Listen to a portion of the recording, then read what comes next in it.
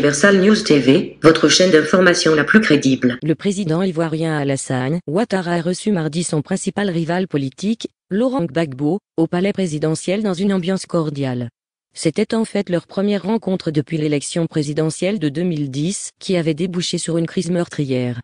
Il faut dire qu'après un tête-à-tête, qui a duré presque une trentaine de minutes, les deux hommes se sont exprimés brièvement devant la presse. Mais que retenir donc de cette rencontre entre Laurent Gbagbo et Alassane Ouattara? Suivons maintenant les analyses de nos invités, qui sont sur différents plateaux de télévision. Suivons. Bonjour et merci d'être avec nous en direct ce matin sur RT France. Alors, on l'a vu à l'image, une poignée de main symbolique chargée d'espoir, avec une réelle envie d'avancer pour le pays, selon vous? En tout cas, les images qui ont été projetées montrent très bien qu'il y avait une volonté de regarder de l'avant et de tourner la page du passé. La rencontre était sur un ton très amical, très fraternel, avec voilà, tout un retour de la longue amitié qu'il y a entre les deux personnes. Donc, tout cela montrait qu'il y avait une volonté manifeste d'aller de l'avant et de tourner la page, ou je dirais de faire un épilogue de cet épisode sanglant qui s'est déroulé en 2010 et qui a ouvert toute une longue période d'adversité entre les deux hommes. Alors, ces deux poids lourds de la politique ivoirienne restent tout de même de grands rivaux. À votre avis, quel rôle va jouer Laurent Gbagbo dans la future vie politique de la Côte d'Ivoire? Le registre sur lequel Laurent Gbagbo a annoncé, je dirais, son retour en Côte d'Ivoire, et également quand on regarde depuis son arrivée les premiers gestes qu'il a posés, les rencontres qu'il a eues avec un autre poids lourd, Henri Konan Bédié, et maintenant celle avec le président Alassane Ouattara, démontre clairement qu'il veut jouer un rôle politique de premier plan. Ce rôle va-t-il se décliner sur un registre combatif et reprendre le flambeau pour revenir dans le combat avec les deux autres? Il y a encore quelques interrogations, mais ce que nous voyons manifestement, Laurent Gbagbo veut jouer un rôle important, que ce soit sur le volet de la réconciliation, mais également il y a des défis énormes qui se jouent au sein même de son parti. La reconstruction de ce parti, peut-être la mise en scène d'une nouvelle génération ou bien son repositionnement lui-même dans l'arène politique.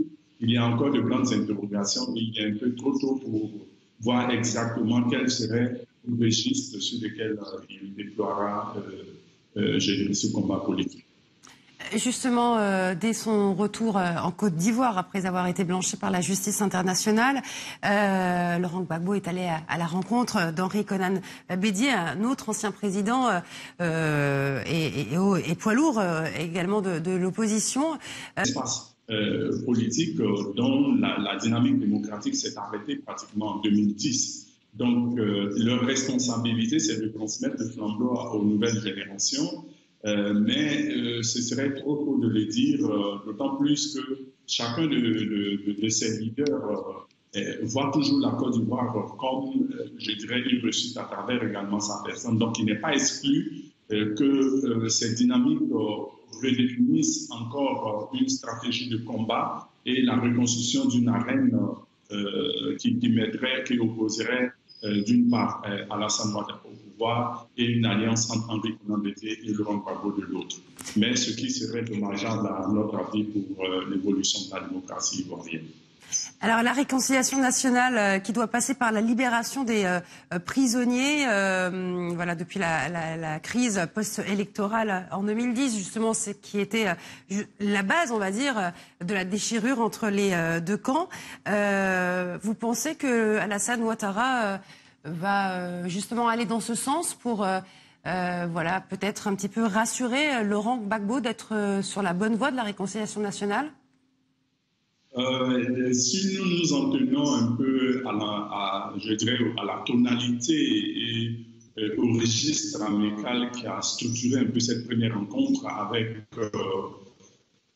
les déclarations antérieures de M. Alassane Ouattara sur la nécessité d'aller de l'avant pour la réconciliation nationale, on peut opiner que, effectivement, le président de la République irait vers cette tendance d'apaisement, de décrispation. Je pense qu'il a posé déjà des pas depuis 2018, environ Simone Gbagbo, en déclarant une amnistie aussi générale. Donc, il est fort probable qu'effectivement que cette demande soit analysée et qu'il y ait une issue favorable. Et en tout cas, le geste renforcerait davantage la cohésion nationale et créerait, je dirais, un environnement idéal à réconcilier l'ensemble de la société ivoirienne. Merci beaucoup, en tout cas, Rodrigue Connet, d'avoir répondu à nos questions. Je rappelle que vous êtes analyste politique, chercheur à l'Institut des études de sécurité. Vous êtes sur Universal News TV. Accueil chaleureux, accolade et poignées de main. Les deux hommes entrent s'entretenir et sortiront près d'une heure plus tard. Alassane Ouattara, président ivoirien, a reçu Laurent Gbagbo, son prédécesseur et ancien rival, ce mardi soir au salon du Petit Palais de la Présidence. Une rencontre dans un but de réconciliation. Bien sûr, il y a eu cette crise qui a créé des divergences, mais cela est derrière nous. Ce qui importe, c'est la Côte d'Ivoire, c'est la paix pour notre pays. C'est, comme dit Laurent, pour nous avancer, aller de l'avant, pour bien sûr nous-mêmes, pour les prochaines générations. Leur dernière réunion remontait au 25 novembre 2010, lors d'un débat télévisé à l'approche du second tour de la présidentielle. Un second tour qui avait débouché sur une grave crise causant la mort de 3200 personnes, née du refus de Laurent Gbagbo de reconnaître sa défaite. Le président sortant avait été poursuivi devant la Cour pénale internationale de La Haye pour crimes contre l'humanité. Définitivement acquitté par la justice, Laurent Gbagbo, de retour dans son pays depuis un mois, a lancé un appel à la libération des prisonniers. Au moment de la crise de 2010-2011, et qui sont encore en prison. Alors, j'ai dit au président, et vous serez d'accord avec moi, que j'étais leur chef de file. Et moi, je suis dehors aujourd'hui. Et ils sont en prison. Et j'aimerais que le président fasse tout ce qu'il peut pour les libérer. Un message de paix qui ne convainc pas tout le monde, comme Isiaka Diaby, président du collectif des victimes de Côte d'Ivoire, qui demande toujours à ce que la vérité soit établie. Mais dans le pays, cette rencontre a tout de même redonné de l'espoir. On ne s'attendait pas à une chose pareille. Aujourd'hui, Gbagbo est arrivé, on dit quand on va à La Haye, on ne revient pas. Et ça a été une grâce pour nous. Le président est revenu, il est revenu dans son village. Aujourd'hui, nous sommes dans la joie. On va danser jusqu'à même... En tout cas, c'est Dieu seul qui va pouvoir nous enlever ici aujourd'hui parce que la joie nous dépasse. C'est une joie immense. On va dire, il y a eu 10 années de résistance, 10 années de lutte, et c'est le résultat qui est là aujourd'hui. Notre grand chef, notre guide, notre leader est revenu.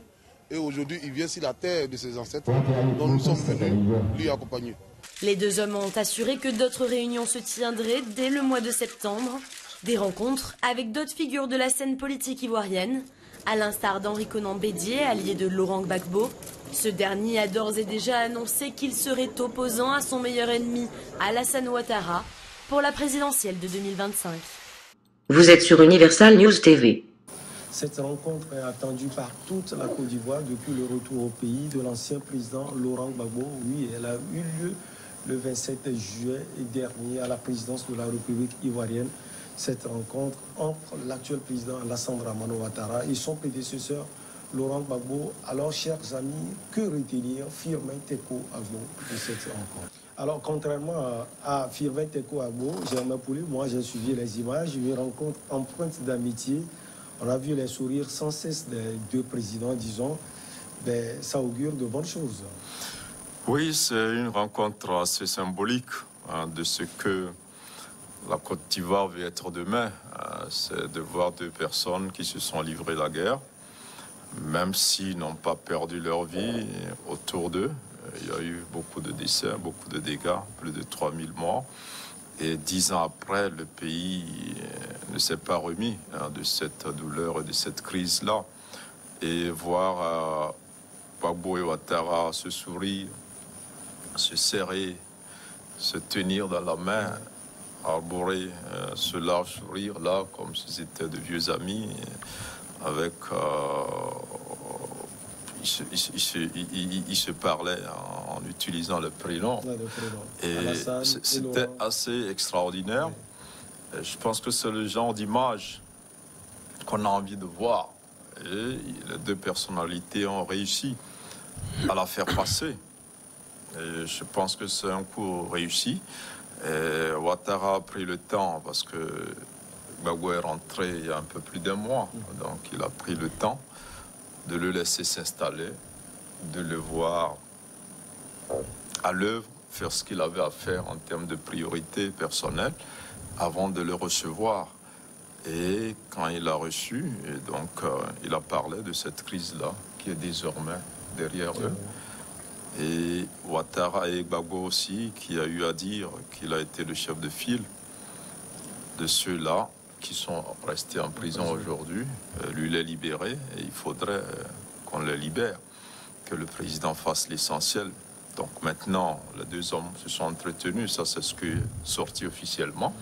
Mais on ne sait pas de quoi ils ont parlé exactement, mais ce qui est important, c'est qu'ils sont promis se revoir souvent. Ça veut dire qu'ils savent que c'est autour d'eux que la réconciliation va véritablement se faire.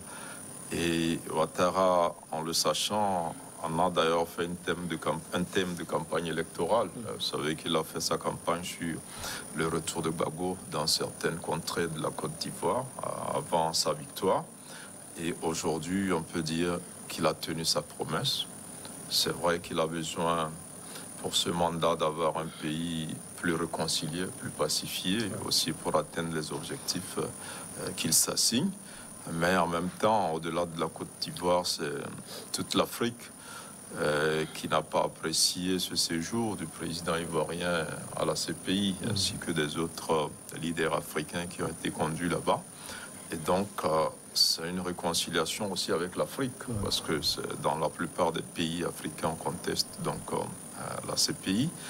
Et pour moi, c'est un bon retour. Bon, non, Guillaume Soro ne fait pas partie de cette crise-là. S'il en fait partie, il fait partie du côté de Ouattara. Donc, il n'a pas été de cette crise-là. Ça, c'est une autre crise. Et je pense qu'aujourd'hui, les deux figures qui peuvent faire la réconciliation, c'est ces deux personnalités-là. Et pendant longtemps, on a vu un peu en Côte d'Ivoire, c'est qu'il faut que Gbagbo revienne, exilé, forcé. Il fallait qu'il revienne et donc aujourd'hui, il est là, même si dans ses propres rangs, il y a des choses à régler, c'est déjà ça.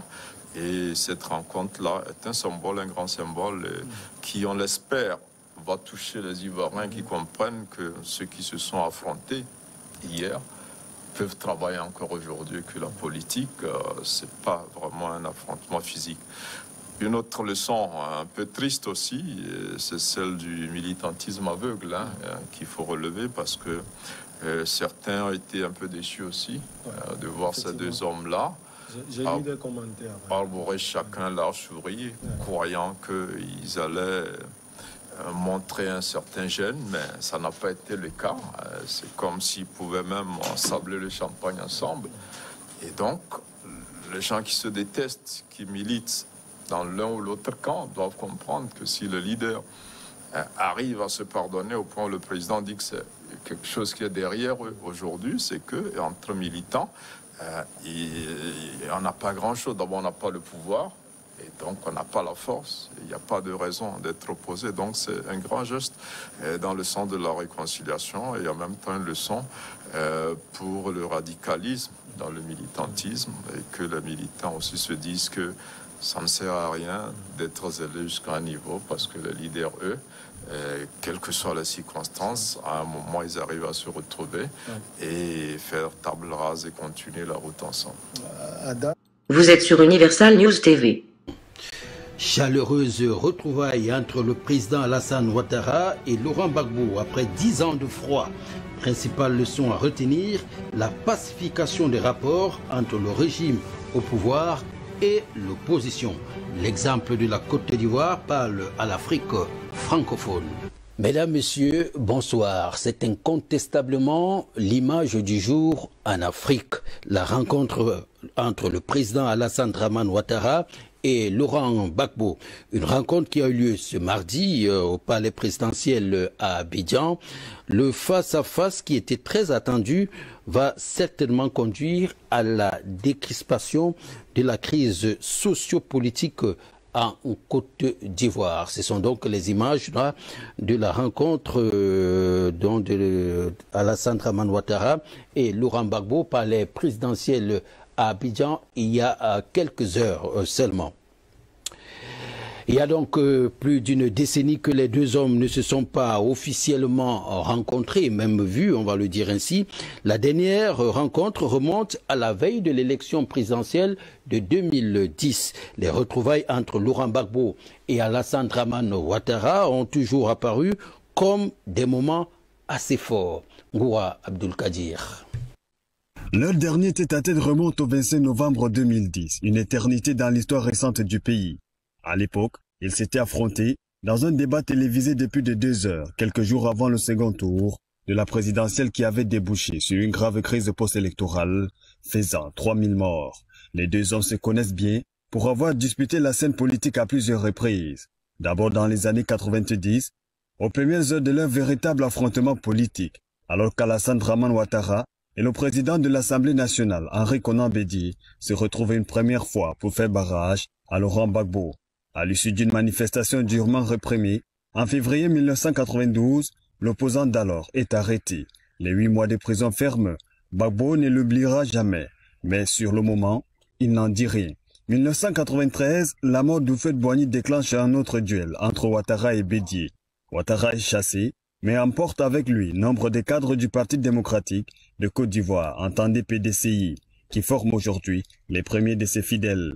Laurent Gbagbo se rapprochera du nouvel exclu et forme le Front républicain. Ensemble dans cette curieuse alliance, les deux partis boycottent le scrutin présidentiel de 1995.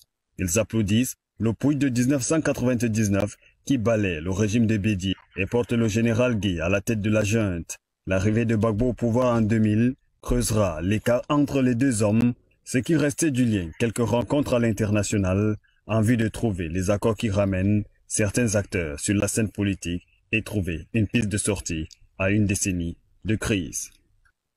Ce mardi était donc une rencontre très attendue, souhaitée même par tous, tant les enjeux autour sont très importants. Laurent Gbagbo et Alassane Dramane Ouattara se sont donc retrouvés, comme annoncé, mais au-delà des vœux de réconciliation exprimés par les uns et les autres en Côte d'Ivoire, El Jirim, à quoi devrait donc s'attendre à l'issue de cette rencontre historique? C'est une histoire à rebondissement faite d'épisodes d'amour et de haine que celle qui unit Laurent Gbagbo à Alassane Dramane Ouattara. Les deux personnages cumulent à eux seuls 2 décennies de pouvoir à la tête de l'État et c'est précisément cet appétit pour la chaise du roi qui a toujours été le siège de la discorde entre les deux hommes. La dernière en date a valu exil et comparution devant la CPI à la légende de Bouaké, lequel après une élection où les armes se sont invitées aux urnes a dû entamer un long et périlleux chemin retour vers la terre natale. Il faudra que les intérêts du peuple ivoirien sonnent plus fort que les sirènes revanchardes d'un homme qui n'a jamais cessé de clamer son innocence et d'énoncer une justice aux autres. L'autre pas devra être fait par un chef d'État que des accords avec Paris maintiennent pieds et poings liés, allant bien souvent à contre-courant de l'âme républicaine qu'incarne la Constitution. Un pas courageux qui s'éloignerait de la France, préférant l'avenir de la Côte d'Ivoire aux intérêts personnels. 40 jours après avoir retrouvé le pays de l'Ivoire, les deux vieux éléphants au soir de leur aventure politique ont l'occasion d'écrire une nouvelle page, une bien différente et honorable, loin des erreurs et ratus fatales qui ont sali la précédente. Vous êtes sur Universal News TV. Sylvain Nguessan, bonjour. Merci d'être en direct avec nous. Alors, on le disait, c'est une rencontre très attendue qui doit avoir lieu cet après-midi au palais présidentiel. Est-ce une avancée majeure vers un apaisement de la vie politique ivoirienne? Oui, je le pense. Je pense que c'est une avancée majeure sur le champ politique ivoirien, que le président Alassane Ouattara et le président Laurent Gbagbo puissent se rencontrer. Quand on imagine leur relation, leur rapport difficile ces 20 dernières années, savoir qu'ils se rencontrent aujourd'hui pour discuter de certains sujets privés, bien sûr, mais aussi pour parler de la Côte d'Ivoire, de la réconciliation. C'est une excellente chose pour la Côte d'Ivoire. Alors justement, depuis le retour de Laurent Gbagbo en Côte d'Ivoire, après son acquittement par la justice internationale de crimes contre l'humanité, le mot réconciliation nationale est sur toutes les lèvres. Est-elle réellement possible quand on connaît justement les divergences qui sont nombreuses entre les deux hommes? C'est en cela que leur rencontre est salutaire. On sait qu'il y a beaucoup de divergences entre le président Laurent Gbagbo et Alassane Ouattara. Ils ont eu des rapports assez complexes ces 20 dernières années. Alors, la Côte d'Ivoire se met à rêver, à imaginer que de leur rencontre pourra naître une base nouvelle pour la réconciliation, que leurs rapports vont s'améliorer et par-delà eux, leurs formations politiques respectives vont apprendre à cohabiter de manière pacifique et que la Côte d'Ivoire pourra jeter les bases d'une vraie réconciliation, notamment entre les acteurs politiques, mais aussi entre les populations civiles. Alors 10 ans après la douloureuse crise post-électorale qui a fait officiellement 3000 morts, Laurent Gbagbo reste toutefois un opposant politique de premier plan. Alassane Ouattara, on sait qu'après son retour, il s'est affiché aux côtés d'Henri Konan Bédié, ex-président poids lourd de l'opposition. Y a-t-il là une volonté de la part de Laurent Gbagbo de déstabiliser le pouvoir en place? Bon, c'est le rôle de l'opposition de se donner les moyens aussi de conquérir le pouvoir politique. Pour l'histoire de la Côte d'Ivoire, depuis les années 90-95, nous en sommes habitués. Et quand l'un des trois arrive au pouvoir, les deux autres s'allient pour se donner les moyens de l'amener à perdre le pouvoir, et ainsi de suite. Donc ça, c'est pas nouveau pour le champ politique ivoirien. Pourvu que les activités se passent dans le respect des normes constitutionnelles, s'il s'agit de meetings, de marches, tant qu'il n'y a pas de déstabilisation armée, je pense que la Côte d'Ivoire pourrait mieux se porter. Laurent Gbagbo qui bénéficie encore d'une grande popularité auprès des Ivoiriens, pourquoi? Il y a le parcours de l'homme, un fils de famille assez modeste, comme il ne cesse de le dire. Il a plusieurs fois raconté lui-même dans sa propre vie scolaire comment entre midi et deux, il s'arrangeait pour pouvoir se nourrir, pour reprendre les études. Et à la chaleur aussi que le leader Laurent Gbagbo s'est dégagé pour avoir parcouru toute la Côte d'Ivoire, avoir côtoyé les couches modestes. Il y a aussi des éléments de langage qui lui sont propres, dont personne n'a cherché à s'approprier ces 10 dernières années qui ont marqué son absence. Lutter pour améliorer les conditions de vie et de travail des Ivoiriens, poursuivre la lutte contre l'impérialisme, etc., etc. Ce sont des éléments de langage qui savent toucher le cœur et l'esprit de plusieurs Ivoiriens. Alors je pense que ces éléments-là continuent à forger. En fait, Laurent Gbagbo, c'est un leader qui est incontournable, qui demeure incontournable sur le champ politique ivoirien. Merci beaucoup, en tout cas, Sylvain Nguessan, d'avoir répondu à nos questions. Je rappelle que vous êtes analyste politique à Abidjan. Au-delà de l'ambiance chaleureuse qui a caractérisé cette rencontre, Laurent Gbagbo a appelé Alassane Ouattara à libérer toutes les personnes arrêtées lors de la crise post-électorale de 2010 à 2011. Ici, Christine Muriel, pour Universal News TV. Merci de suivre Universal News TV sur YouTube. Nous vous rassurons que les informations que nous diffusons au quotidien sont suffisamment crédibles. Alors, n'hésitez pas à liker la vidéo si elle vous plaît, et si vous êtes nouveau sur la chaîne. N'oubliez pas de vous abonner et d'activer la cloche de notification pour ne pas rater nos prochaines vidéos.